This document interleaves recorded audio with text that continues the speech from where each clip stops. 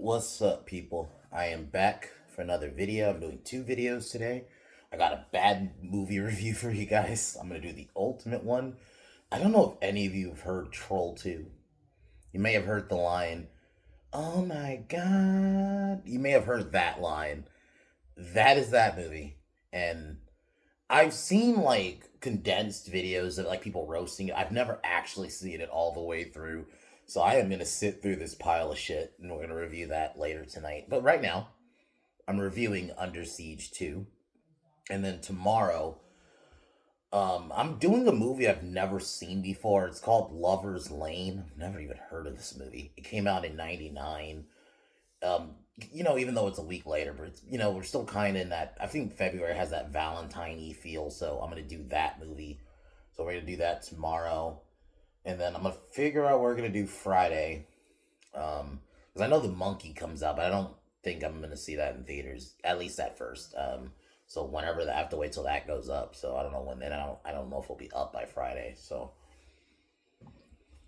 I'll figure out a video to do Friday. And then I'm thinking Saturday I'll look for like a Screen Rant is Gay for us to do. And yeah, that's gonna be the week. And then at some point, like I mentioned in the Cobra Kai video, I do want to do that Supernatural overview. It's just the Cobra Kai one was an hour 20. Don't get me wrong, I like doing those long videos from time to time, but the Supernatural one, that's 15 seasons. Like, keep in mind, Cobra Kai was 6, and that was an hour and 22. And I even think the Buffy video was kind of long, and that's 7 seasons. 15. So I don't know. I don't want to. There's a part of me that maybe I can do it in two parts. Like, I do the first 9 or 10 seasons in one video, and then like the last 5 in another. Maybe like back to back, I can do that. If I do it that way, maybe we'll do that next week. Because for a bit, I don't think there's anything coming out. Like I know Novocaine's coming up, but that's not till March 14th, so that's the second week of March. And then Working Man's the end of March. So we don't really have anything right now that's like coming out new. So I'll figure out some movie. I might like try to find a franchise I haven't done yet. We'll do that. It's getting harder because I have done a lot of the big franchises that I love already. So, but anyway, Under Siege 2. This one I think I have seen. I just saw it as a kid and I don't remember as much. I do remember being on a train. And watching it again, it's a pretty good movie. Everett McGill is one of the bad guys. I do like him in the movie. I wish he was. I mean, I guess he kind of was treated as the main villain, but the main villain was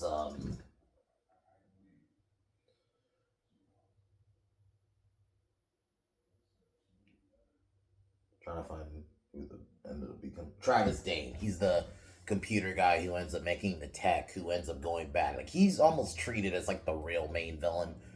Everett McGill should have just been like controlling him. I think that's what I would have done. I think Everett McGill had far more range as the villain. He's a great actor. I mean, I'm watching him now in Twin Peaks. He's great in that show. Um, but I really like this movie. It's not as good. It's definitely a watered down first movie. Like it's same elements. It's pretty much terrorists take over a train that he's on. This one is with his daughter Katherine Heigl, who she's okay. She's basically just there to get captured, and she's kind of used as the bait. I do like the fights. You have Morris Chestnut who plays a Porter, who ends up helping Ryback throughout the movie. Who I thought he was pretty funny, and what I mean, and this is what I mean when I say it is kind of a watered down first one. Because you remember the first one, you had the girl who was sort of the sidekick for Ryback, but the only difference is she was the love interest also. In this one, there is no love interest, but it is formulated like this first one. But it's still a good movie. I had fun with it. This is when Seagal still was somewhat trying, and I actually liked his action scenes. I did like the element of it being on a train. I thought that is kind of interesting to do it on a train. But it definitely, like, you gotta remember, after Die Hard, there was a lot of Die Hard kind of copies, like, where something happens and the lone hero, has to take down a terror. I mean, I love Speed, but even Speed had that a little bit. So, Under Siege was after Die Hard too. So, but the only thing is, yeah, the villains aren't as good. I do like Everett McGill, but Travis, Travis Dane is an okay villain. He just basically wants money. And he threatens. He uses this satellite that can. It's like this weapon, that secret weapon that the government has, that if he takes control of it, basically can destroy shit. And he threatens to blow up Washington unless they pay him, like, I think like $2 billion or something like that. And I think he's fine. It's just, and even like similarly to the first one, it's a rogue person who used to work for the government who goes bad. Same with Tommy Lee Jones in the first one. He's no Tommy Lee Jones. There's no even, Gary Busey. It's just, I will say, villain wise, it's not as good. But I still like Everett McGill. I think he does a good enough job. And maybe if he had been a lone villain, or Travis Dane was like someone, he just kind of, he can still have that element of he's a rogue from the government. But if he wasn't treated as the main villain, if he was more of like a secondary villain, I think if he had switched the roles, I think the villains would have been better. But I still like the movie. I like the way they use the train. I like some of the train fights, and the action's pretty good. And the scene where there's callbacks, and there is like, that's when a movie is good, where they actually set up something and then they pay it off. The scene where um the porter, I'll just say Morris Chestnut, wants to learn that arm thing that Seagal does, like in every movie. He does like that twist. He twists your arm. He even learns it by the end of the movie to take down one of the bad guys when he takes over the helicopter. So it pays off. Like, they have a payoff. I like when movies pay off things. The movie does just kind of abruptly end, just like the first one does, but there's nothing wrong with that. Not all movies need to have like a long, drawn out ending. Day one, him and his daughter visit his father's grave, and then the song plays, and that's when the credits roll. You don't always need a long, drawn out ending. Sometimes it's fine. They won the day, have them stand at the grave, and it works. So overall, it's a 7 out of 10 movie. I definitely think you should watch it. It's not as good as the first one, and like I said, it definitely is like a watered down first Under Siege, but it's still a good film for what it is. And it was actually still when Seagal still gave a shit. So, and wasn't always just when he was actually making movies that weren't just vanity projects like we got later on in the 2000s, which we will still do some of those movies down the line. But yeah, like I mentioned, we're gonna be roasting Troll 2 tonight. I'm gonna do that shit tonight because that's gonna be a fun video. Also tonight, Pin Down Podcast, we should be doing our Dynamite review, which I'm not really looking forward to. Y'all know I'm not really looking forward to that. But yeah, subscribe to Pin Down. Links will be in the description. But other than that, and then yeah, tomorrow, Lover's Lane review. This is a movie I've never seen, so this is one I'm going in just straight up blind. So I'm hoping it's just slashers to me don't need to do a lot necessarily to please me. If you can just have some decent kills, somewhat likable enough characters, or just decent enough actors. They don't have to be the greatest actors ever. If you can just please me enough, that's all I ask. But anyway, let's get into Under Siege 2, Dark Territory.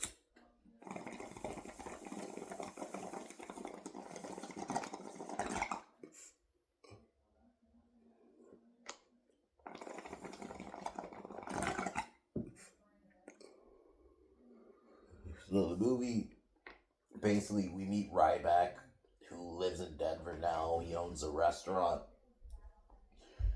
Okay, it wasn't his father, it was his brother. Okay.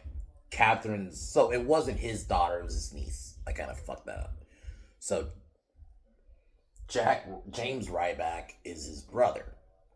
And, him and his brother had a little bit of issue. So him and his niece are a bit, obviously she has a bit, but at least in this, it's a reason.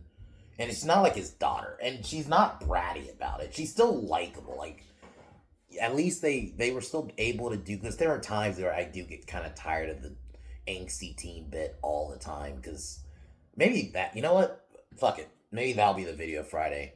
I'll rant about that trope, and I'll title it the angsty teen trope or something like that, where I just go in about it because I don't hate it, but it has been overdone. So maybe that'll be a video. So it'll be a discussion video Friday. But at least in this, she has a reason because her and her father, and she loved her father clearly. So it wasn't like she was angsty to him. He's dead. So, but it kind of makes sense at least in this why she's standoffish a bit with her uncle. So that's they board the Grand Continental. Um, this is Bobby Zax, so that's Morris Chestnut's character, who you kind of see throughout the movie. Um, Casey tries to connect with his niece, but obviously she's not really having it at first. But she eventually does start needing him when obviously things go to shit. While this is going on, terrorists take over the train. There's a couple actors I recognize. If you remember Mike from Breaking Bad, who he's also in Beverly Hills Cop. He's in Gremlins. He's in 48 Hours. Like he's in a lot of movies. He was in this. He's one of the bad guys. And the main bad guy is Travis Dane and Marcus Penn, who that's Everett McGill. Um, they take over the train and basically take hostages. Who one of the hostages tries to like fight, like they're in the chef. It's like one of the chefs tries to fight, but I think he's trying to grab like one of the cleavers, which you know I get. You try to be a hero, but and then I'll admit the part I did find Travis funny is when he takes over like the intercoms and he's like, "No hero shit. I have authority to kill you if you like act up." Like he was a bit funny in that part. I just still don't think he should have been the main. That's like my only thing. Um,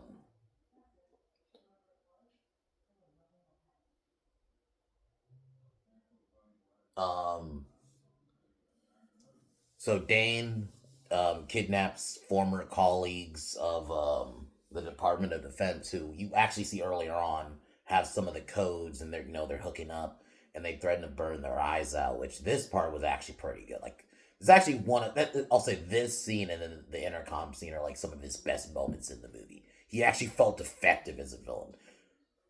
And the lady they got to play like one of the terrorists, I'm not even gonna give her name because she really isn't. It doesn't matter. She's just one of the people that works for Penn basically. So they end up revealing the codes, and then they are thrown off the train and pretty much killed. Which I was actually shocked.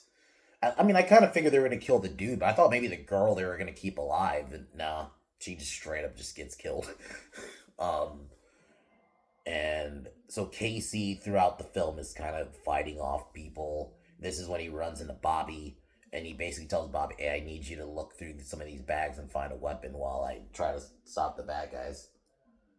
Um, so basically, turns out that terrorists from the Middle East have offered Dane $1 million to basically destroy the eastern seaboard by using this Grazer, which is like a satellite that basically that can target nuclear because there's a nuclear reactor under Washington. That yeah. So I mean, and I will say this: this was back when actually bad guys were just bad guys, no sympathetic backstory. They have reasons for what they do, but it wasn't like we're gonna try to make them sympathetic, right? No, it's just simply these were bad guys. They're doing bad guy things, which sometimes I miss. I do miss that a little bit. I'm not saying you can't have your complex villains from time to time. You can't have your Darth Vaders or your Magnetos or your Professor or your Mister Freezes. I'm not saying you can't have villains like that. Even Doc Ock and Spider Man too. You can have you can have your sympathetic villains from time to time, but sometimes it is just nice to just have bad guys who are just bad guys. No if fans, there's no disputing. They're just bad guys. And Travis is like, I was offered money, so I'm gonna do this task. Um, that's when the U.S. government actually had one of the, if you remember, one of the generals who was in the first movie is actually in this one. I think two of them actually are in it, and it was cool to see them. And there's a moment where they end up having to try to bomb the train because they can't if they can't stop the grazer, which is this is like way later in the movie, which gets activated. I think the time is like 18 minutes or something, or it was like 19 minutes, and it's one of those moments where usually a moment like you usually are trying to be against because you don't want them to blow up people, but the movie does a good job of explaining in a way why they have to do it because it's like 200 people, which that is sad, but 8 million people in Washington, and that's also our whatever you think Washington D.C. and the people running the country, but if you're in a realistic scenario, you would have to do that because you know they really do a good job of explaining, and you can even tell the general doesn't want to do it, and he's even saying basically Casey has set 18 minutes to try to pull up a miracle because we have to do this.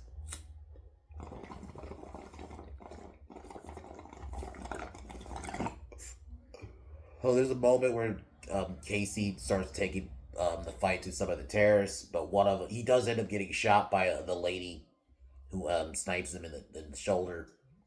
Um, then he manages to fax a message to his restaurant, who the restaurant ends up calling the government, and that's where they learn Casey Ryback is on the train. And that's when I think this is actually when the moment the general has to make the decision to use the stealth bombers. But to be fair, it ends up being unsuccessful anyway, which I'll get to later. They end up while this is going on, well, like while Casey's like taking out the bad guys, Bobby manages to steal the CD, and the bad guys basically have to be like, okay, we can't shoot. And that's one thing I do like in this movie is the bad guys are smart because there's a moment where Casey gets shot, right? Going back to that, and Travis is like, "Did you see a body?" He's like, "Assumptions are like the greatest of all fuck ups," or something like that, or biggest of all fuck ups. Which I like that. It's kind of nice to see bad guys be smart. It's like, because it's even something like, let's be real. We as the audience know that. We say things like, "Did you see a body?" You just assumed he was dead. That's something we often call out in movies sometimes. Like the bad guy just assumes the hero's dead. It's kind of nice to be like, "Did you see a body?" A villain to actually acknowledge that, like, "Hey, you didn't see a body." And even Penn uses it later on. Or no, I think Penn uses it first because he uses out one of his guys who assumed because he just saw a bunch of blood. And if you actually remember the actor, it's the actor who was in if you've seen Blue Streak, he was in Pulp. He was the rapist in Pulp Fiction. He's in a lot of movies. He's like usually the bad guy in most things. Penn tells him like assumptions of big of all fuck, and even Penn uses it later on not Dane uses it on Penn later on because this is with the moment where I guess that we can talk about that moment here where Casey ends up getting knocked off the train because he throws a bad guy up, and I guess the bad guy grabs him, or he ends up getting hooked by something, so he ends up falling off the train too, and he's off the side of the cliff, so he's off the train now. The bad guys trace the porter, and they basically tell him you can't just shoot them because they basically also don't want the CD. They know if you just shoot them, the CD, they don't know where the CD is. If you shoot them in the wrong spot, CD can just get destroyed. So, but Bobby ends up shooting a bad guy, gets back on the train in time, but after taking out a couple of bad guys, the one scene where he just like, because the guy zip lines down and Casey jumps on him, and then Casey slams his face, swinging on the fucking rope to the like the side of. I'm like, oh, that was brutal. So he climbs back up. He manages to get into a car, into a truck. Somehow is just able to hotwire it, but whatever. It's like whatever.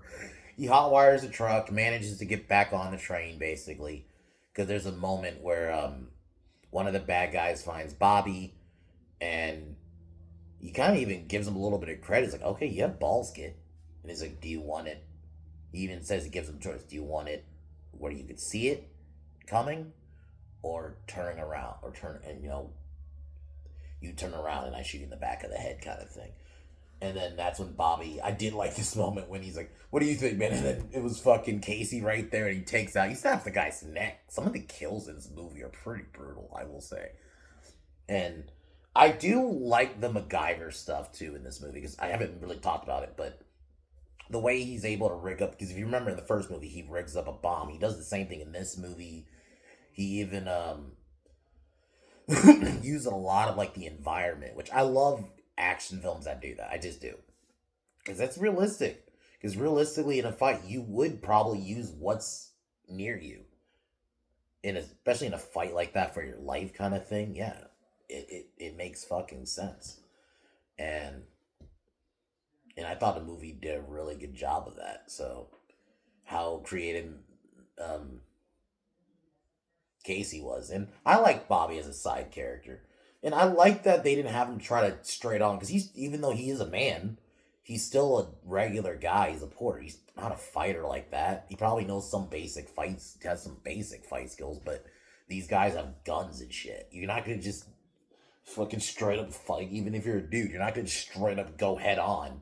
Even Casey Ryback, who's actually trained, isn't even doing that. So I like that. I like that they didn't have him go overboard and have him be as badass as Casey. They had to be realistic. He had a gun. He had some basic fight skills, and maybe if there's a chance, yeah. There's a moment where Casey ends up getting board part of the train where there's hostages, so he basically saves the hostages. They take out a lot of the terrorists. Even Bobby manages to get a kill in, because Casey takes I think it's an MP5 or news. I think it's an MP5. It looks like an MP5 to me. And gives it to Bobby, and yeah, they take out a couple bad guys, and then Casey confronts Penn, while Dane basically gets the money ready and gets the helicopter ready. This is the moment where Bobby climbs the helicopter, because there's like a ladder, and the lady follows him, because Penn, because the helicopter, because somebody's boarding, and then Penn basically, oh, that's not one of our guys. And yeah, the lady does beat Bobby up a little bit. Bobby manages to do that hand twist thing that Seagal does, and then throws her off the plane. Pretty brutal death. Like, you see her hit the top of the train. It's like, god damn. And then yeah, he puts the gun to the helicopter, to the pilot, and we have the final fight between Penn and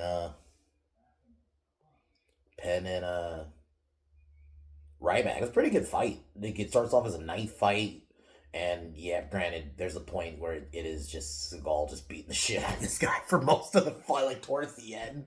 There's a couple points, I will say, Penn does get some hits on Ryback. It's just a lot of, towards the end, it is just Ryback kicking the shit out of him, and then yeah, he manages to kill him, and then confronts Travis Dane, and Travis Dane, Travis does the bad guy monologue thing where he thinks he's won, and then yeah, Penn just straight up shoots the thing, which I guess is the main control thing that controls the I don't remember what this grazer that controls the grazer. So he manages to shoot it, which also then kills Travis. And yeah, they save the hostages. Ryback tells the generals that everything's all right. The generals celebrate. Ryback and has more is more connected to his niece now. They stand at his brother's grave, and then the movie just kind of ends. Plays a very cheesy late 90s song, but mid 90s song. This movie came out in 95.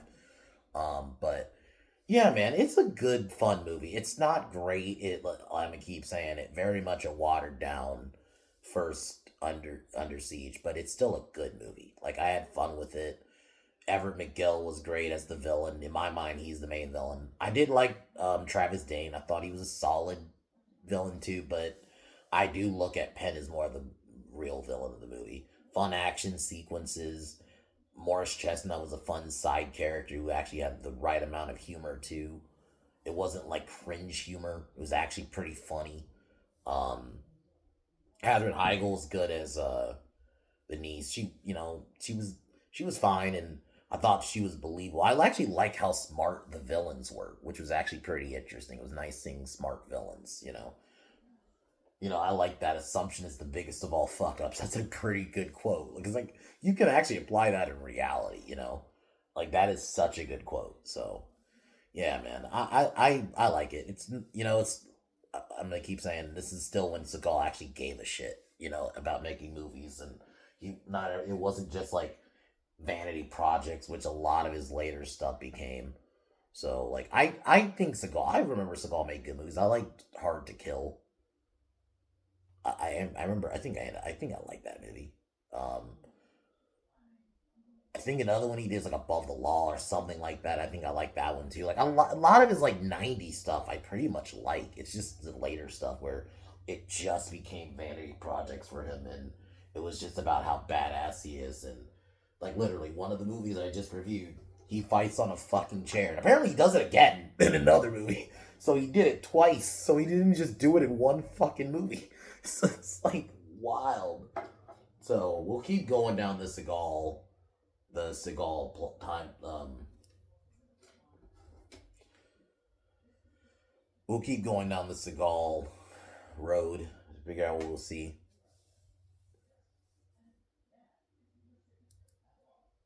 But tonight is gonna be fun, man.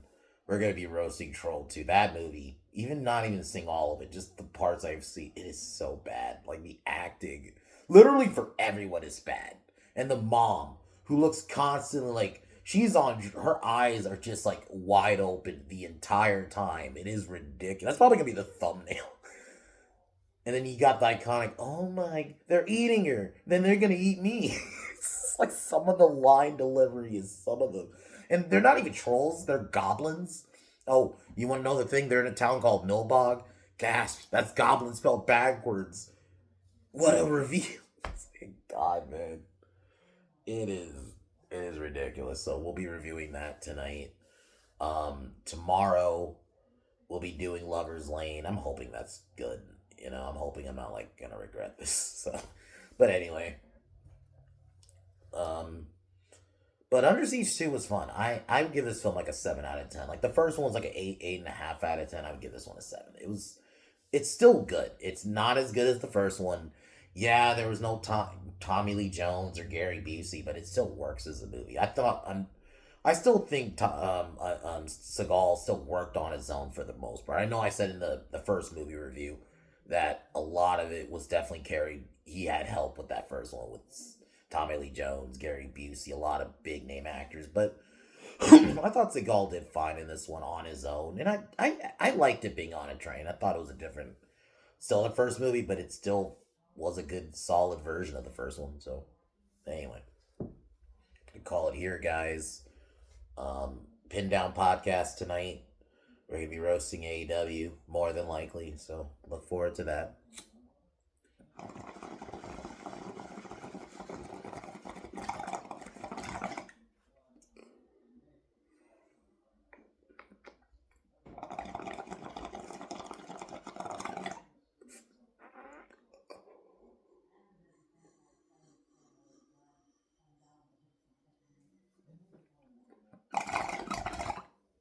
All right, y'all.